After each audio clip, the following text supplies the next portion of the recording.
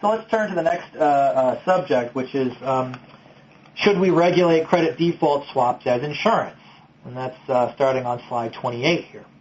And as I mentioned earlier, credit default swaps are very much like insurance. And the old saying is, if it walks like a duck, talks like a duck, and quacks like a duck, then it's a duck. Certainly credit default swaps have many of the attributes of insurance, but it also is different from insurance in some ways. And of course, regulating them as insurance, as we'll see, will have an enormous impact on their utility and worth as financial instruments. So, on slide 29, are credit default swaps insurance? Well, depends on what your definition of insurance is. There is no universal definition. It's a broad and flexible concept. But one of the key elements of insurance that most commentators agree on is that it must transfer and distribute risk. It is, as one commentator has referred to it, is the keystone to the nature of insurance. And the other aspects of insurance that are sort of commonly accepted are the insurable interest and the principle of indemnity. And what I mean by the transfer and distribution of risk is basically taking the possibility that a loss outside the control of one of the parties may occur, transferring it to another. And we're all familiar with how that works in a traditional insurance transaction. Policyholder pays a premium. The insurance company accepts the risk that a particular loss will occur in exchange for that premium. And the insurance company distributes that risk by selling a bunch of policies to policyholders with a similar risk profile, creating a pool of funds that it can then use to pay claims. The principle of insurable interest basically states that the buyer of the insurance must have or must be at risk of suffering some sort of financial detriment in the event that the loss that's being insured against occurs. And the principle of indemnity states that the purpose of insurance is only to indemnify the policyholder for its actual loss. You're not supposed to get a windfall or a profit from insurance. And both of these two concepts of insurable interest and the principle of indemnity are intended to address the moral hazard of insurance, as it's termed. And what that means is, if I buy insurance and if I think I might make money off of it, then I may be less careful in protecting the asset that I've insured. And in the worst case scenario, I might even try to bring about the very loss in question in order to try and make a profit. So turning to slide 30, if we look at those three aspects of insurance, well, credit default swaps are like insurance because they certainly are intended to transfer and distribute risk. And in fact, that's the easiest way to think of credit default swaps, and it's the way they're commonly described, as I've indicated in this recent court case.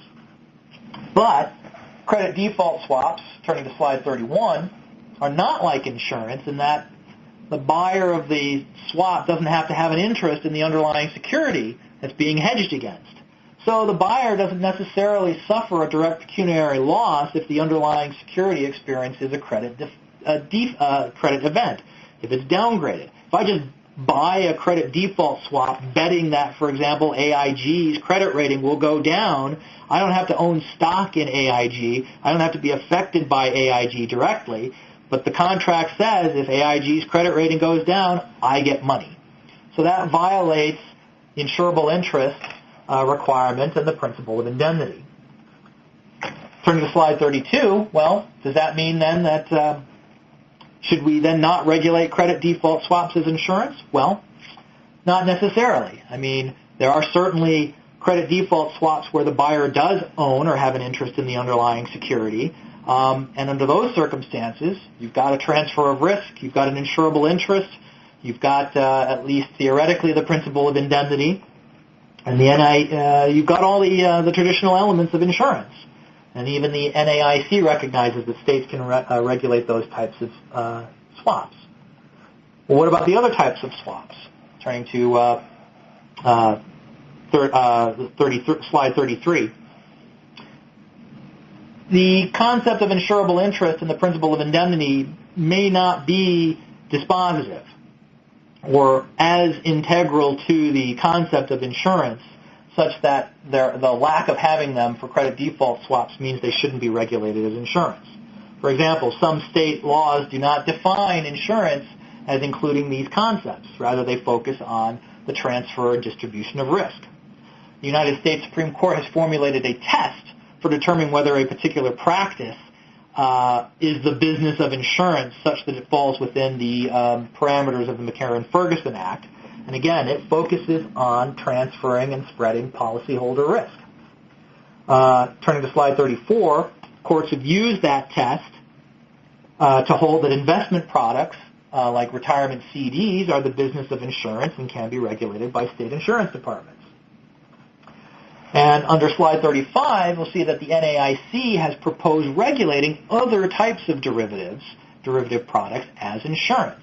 For example, they drafted a paper which was not accepted by the NAIC, but there's a draft paper that was authored by one of their committees that said that weather derivatives, which are basically used to hedge against the occurrence of adverse weather conditions, as opposed to credit events in the case of credit default swaps. The NAIC concluded that weather derivatives are insurance for purposes of being regulated by the state insurance laws, noting that the concept of risk is the central theme of the insurance contract. And on slide 36, you'll see that the interesting thing here is that the concept of insurable interest and the principle of indemnity were originally created to curb abuses of insurance and the moral hazard that I mentioned earlier.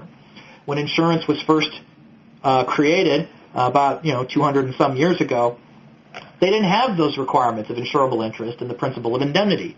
So people could buy insurance on pretty much anything, whether a king would die by a certain date, whether a coronation or a wedding would occur. Again, basically sort of wagering on the misfortune of others. Well, the courts and the legislatures were sort of appalled by this sort of legalized dead pools, if you will, and they created and imposed the insurable interest doctrine and the principle of indemnity on insurance. In other words, these two concepts are themselves forms of regulation that were imposed on the insurance industry. So, under slide 37, you'll see that all those credit default swaps violate the insurable interest and principle of indemnity. They are, in fact, subject to these abuses that these concepts were intended to curb. I mean, if you wanted to push the point a little bit, you could say that what the banks have essentially done is succeeded in reinventing the wagering contracts that were outlawed over 200 years ago, which, in my view, would certainly indicate the need for more regulation of these contracts rather than less. I mean, if you've got a contract that it's already been determined violates public policy and is something that needs to have regulations imposed on it, the fact that you have a new contract that now also violates those very same principles would seem to indicate that they really should be subject to regulation. There are some concerns, though, with regulating them as insurance. Under slide 38, you'll see that the purpose of regulating insurance is really to make sure that there's funds available to pay claims. What that would mean for purposes of regulating credit default swaps is you'd have to impose some pretty severe limitations on how many credit default swaps you could sell and the face value of the credit default swaps that you could sell. And you'd have to impose some reserve requirements, some surplus requirements, some cash requirements for the entities that are selling them.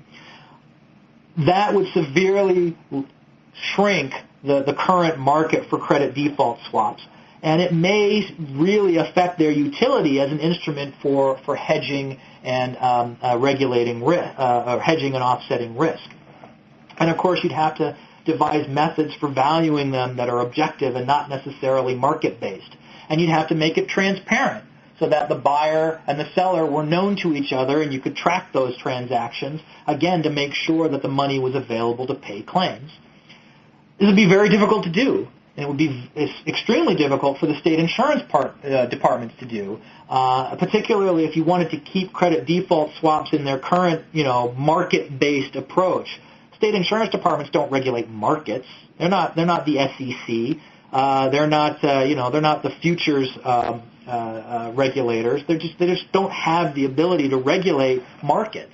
So it would be questionable whether the state insurance departments would really be able to regulate the credit default swaps, which, quite frankly, is probably another reason why federal regulation, at least of these particular contracts, would be required.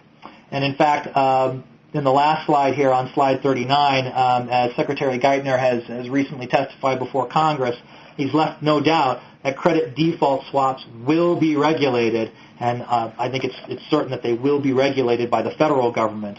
And these types of restrictions on requiring reserves and capital in order to sell credit default swaps are almost certainly coming.